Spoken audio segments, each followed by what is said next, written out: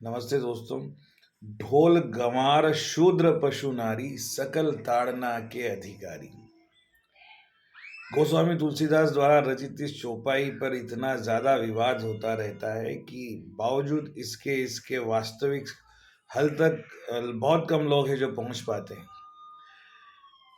इस चौपाई का जब मेरे द्वारा अध्ययन किया गया तो मैंने बहुत अच्छी तरह से गोस्वामी तुलसीदास जी के संपूर्ण वाङ्मय को देखने का प्रयास किया। पढ़ना तो बहुत ही मुश्किल था पूरा वाङ्मय, लेकिन फिर भी जब देखा कि गोस्वामी तुलसीदास द्वारा केवल रामचरितमानस के एक प्रसंग में आई यह पंक्ति अन्य कहीं भी कनेक्ट करती है।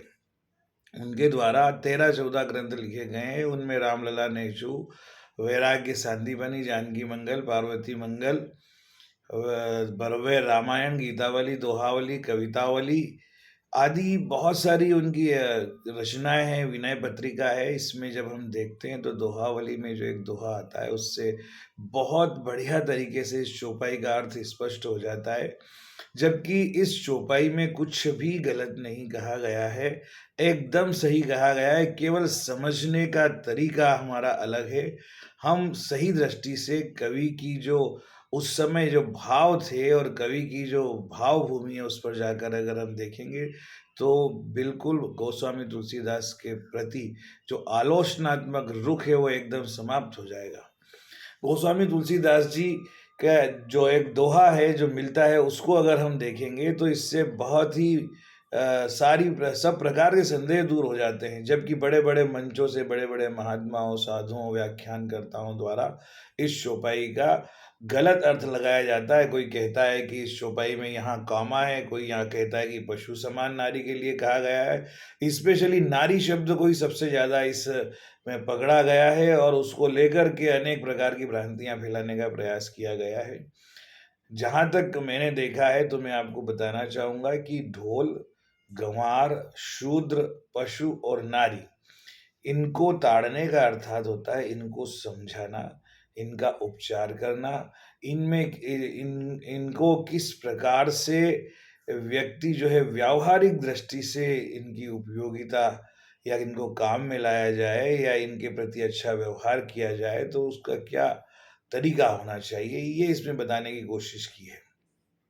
गोस्वामी तुलसीदास जी दोहावली के दोहे में कहते हैं कि ढोल को ताड़िए पीट कर, अर्थात ढोल जो है उसको आप जिस तरीके से पीटेंगे, जिस तरीके से डंके की चोट उस पर लगाएंगे, जिस तरीके की थाप उस पर देंगे, ठीक वैसे ही वह ध्वनि करेगा।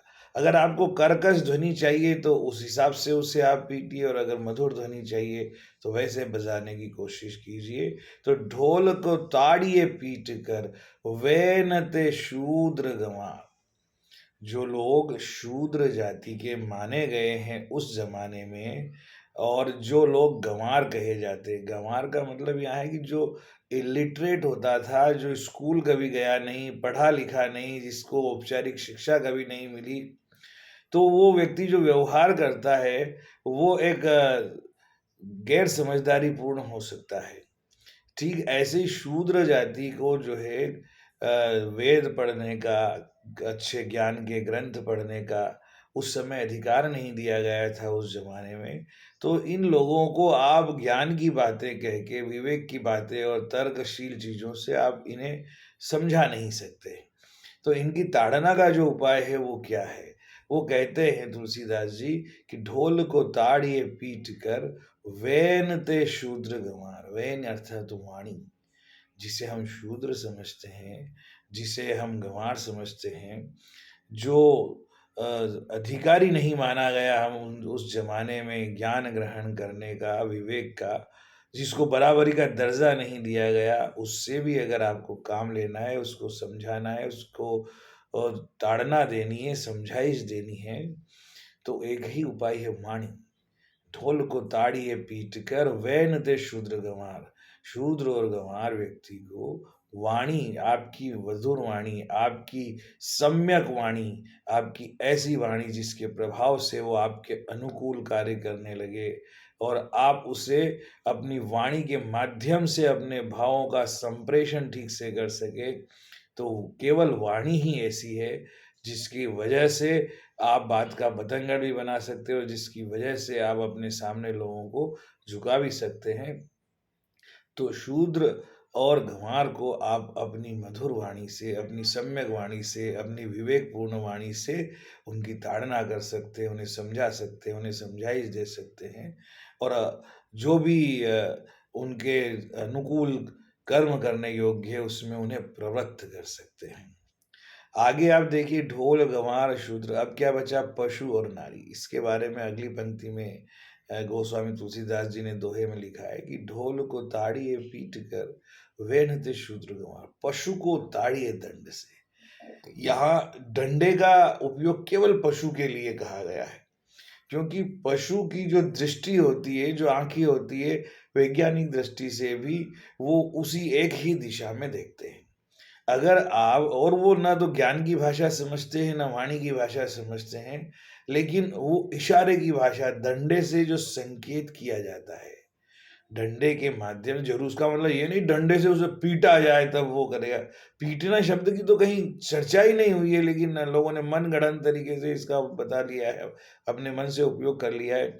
उनको जिस दिशा में आप डंडा दिखाएँगे, जिस दिशा में आप संकेत करेंगे या डंडे से उनको जिस दिशा में जाने के लिए प्रवृत्त करने की कोशिश करेंगे, थोड़ा-सा डंडे का भय दिखा करके, ज़रूरी नहीं है कि पीटा जाए, तो पशु उसी दिशा में चलने लगेगा, पशु उसी दिशा में आगे बढ़ेगा।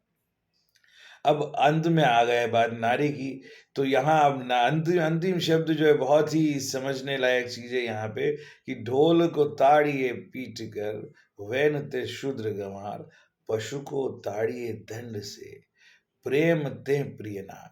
नारी की ताड़ना करनी है, नारी को समझाइश देना है, तो नारी केवल और केवल प्रेम की भाषा समझती है। एक क्षण भी नहीं लगता है नारी को समर्पण करने में, जिस क्षण उसे यह एहसास हो जाता है कि उसके साथ व्यवहार करने वाला उससे वास्तविक रूप में स्नेह करता है, वास्तविक रूप में प्रेम करता है, ये एहसास होते ही नारी अपना समर्पण कर देती है। कहने का मतलब और बड़ी मुश्किल की बात ये है कि आप चाहे अभिनय ही क्यों ना कर रहे हो प्रेम का, कई बार नारी सच्चे प्रेम के अभिनय करने वालों से भी धोखा खाती है, छली जाती है।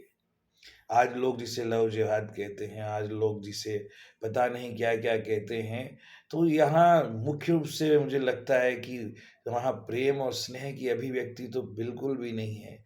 केवल और केवल शारीरिक आकर्षण है, उसकी वजह से सारी घटनाएँ जो है समाज में घटती रहती है ना? लेकिन पुरुष को चाहिए कि नारी के साथ प्रेम का केवल अभिनय न करे, प्रेम जताए नहीं, वास्तविक रूप से उसे अपने प्रेम का, स्नेह का एहसास दिलाए। हृदय की गहराइयों से जब आप नारी के प्रति प्रेम का प्राकट्य करते हैं और इसका किंचित एहसास भी अगर नारी करती है, तो नारी आपकी प्रेम की भाषा को बहुत अच्छी तरह समझ जाती है। तो मुझे लगता है कि इतना कहने के बाद अब ये नहीं कहना चाहिए कि गोस्वामी तुलसीदास जी ने कहा है कि नारी को ताड़ना की अधिकारी है, ताड़ना की अधिकारी है, दंड की अधिकारी है।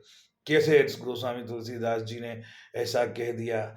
गोस्वामी तुलसीदास जी जैसा महान पंडित, अत्यंत दरिद्रता में भी जीने वाला महान संत, मुझे लगता है कि भूतो न भविष्यति। ना तो अब तक हुआ है, ना हुआ होगा। जिसने भगवान राम मर्यादा पुरुषोत्तम के जीवन चरित्र को सही अर्थों में विश्व के कोने-कोने में, न केवल भारतीयों में, अन्य संस्कृति के अनुयायियों में भी उनकी हृदय की गहराइयों तक पहुँचाया। आस्था के रूप में राम को तो भारत की संस्कृति का पर्याय बनाने का अगर कोई सबसे सर्वाधिक योगदान किसी व्यक्ति का है, तो मुझे लगता है कि गोस्वामी तुलसीदास जी का है। उनकी एक-एक चौपाइयों में बड़े गहरे अर्थ छुपे हुए हैं। आज 400-500 साल के करीब होने के बावजूद भी गोस्वामी तुलसीदास जी की रामायण, उनके द्वारा लिखा रामचरितमानस, उसका कोई विकल्प नहीं है। गोस्वामी तुलसीदास जी ने लिखा है ना एक स्थान पर कि नहीं दरिद्र सम दुख को जग माही, नहीं दरिद्र सम दुख जग माही। ये उन्होंने अनुभव किया है, दरिद्रता, गरीबी और फ़कीरी, फक्कड़ता। इसके अलावा उन्होंने अपनी ज़िंदगी में केवल भगवान राम की भक्ति के अलावा किसी प्रकार के धन, वैभव की उन्होंने अपेक्षा ही नहीं की। ऐसा महान संत किसी को भी दुःख पहुँचाने वाला कोई शब्द कैसे लिख सकता है? किसी भी व्यक्ति को अगर किसी भी प्रकार से इस ये अगर उनके प्रति ज़रा-सा भी संदेह हो, तो किसी भी संत के, कवि के संपूर्ण वाङ्मय को पढ़े बिना, उस प्रसंग से कनेक्ट किए बिना, ना तो कोई अंदाज़ लगाना चाहिए और न ही उनके बारे में कुछ कहना चाहिए। और अगर आपको संदेह है, तो मेरे ख़्याल से मैंने बहुत सारी चौपाइयों पर जो विवादित है, उन पर मैंने सोचने समझने की कोशिश की है। यदि मुझ तक कोई चीज़ ऐसी पहुँचाई जाएगी, तो मैं अध्ययन के आधार पर, प्रमाण के आधार पर, तर्क और भाव के आधार पर आपकी शंका समाधान करने का प्रयास करूँगा। जय श्री राम, जय भारत, जय हिंद।